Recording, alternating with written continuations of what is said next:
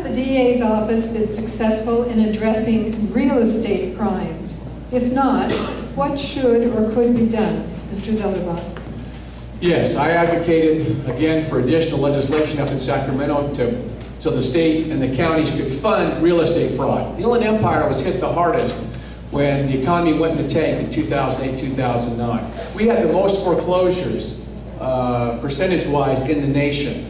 And so we got the legislation passed, which authorized the Board of Supervisors to increase some filing fees on real estate documents. And that money went to the county recorder's office, but primarily the DA's office, to increase funding for our real estate fraud investigations and prosecutions. And what I'm in the process of doing now with that additional money that we're receiving is I'm regionalizing real estate fraud prosecutions out of Riverside. So we'll have a real estate fraud prosecution unit in the Coachella Valley, and we'll have one in the Southwest County as well. We also started the REFAC program, Real Estate Fraud Advisory Team, where we get together with realtors, we get together with escrow companies and title companies, and we talk about what's happening in the industry, what kind of fraud is out there. We've started a computer program as well to track these fraudsters. Mr. Hesterman. Our office is absolutely failing on real estate fraud. I'm going to give you some specifics.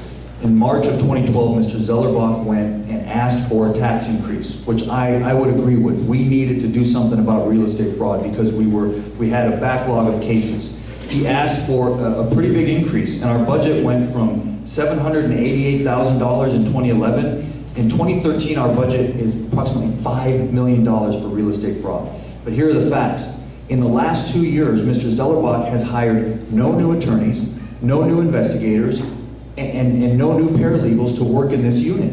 So these are the facts. In 2013, after the budget was increased, we've only investigated 12 cases. 12 cases out of 2,400 that came in. Mr. Zellerbach has found the time to run radio ads about real estate, but hasn't found the time to prosecute real estate. We have a backlog of about 250 cases, and we're losing cases because of the statute of limitations. Unacceptable. Mr. Zellerbach. When I came into the DA's office, we had over 2,000 real estate fraud cases that were pending investigation. Those don't exist anymore. We're up to date.